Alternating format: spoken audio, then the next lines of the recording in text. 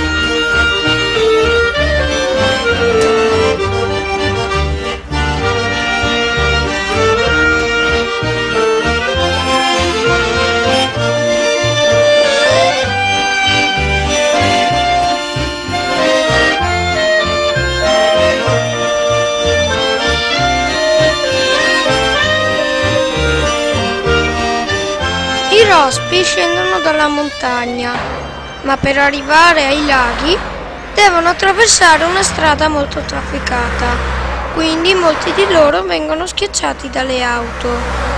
Perciò vengono messe delle reti, in modo tale che i rospi si fermino e i volontari li possano così prendere e portarli al lago.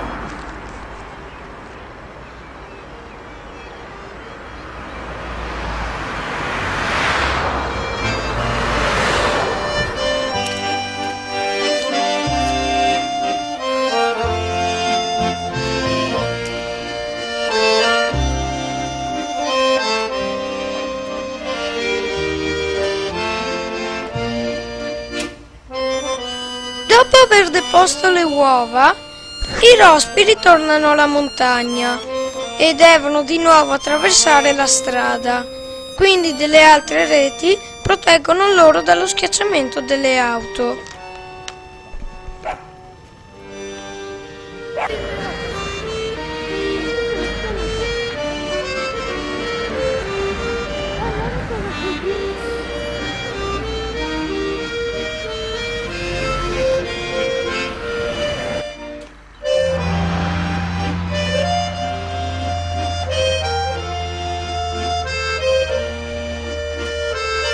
Eccomi al lavoro, raccolgo dei rospi di ritorno dal lago.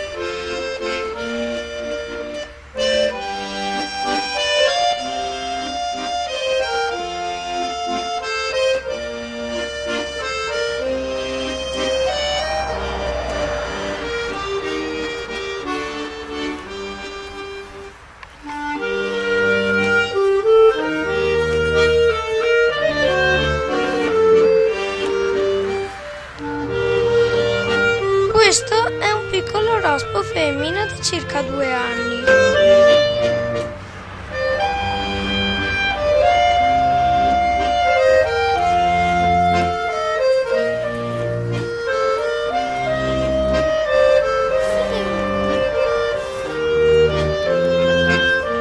Poi li lascerò liberi nel bosco.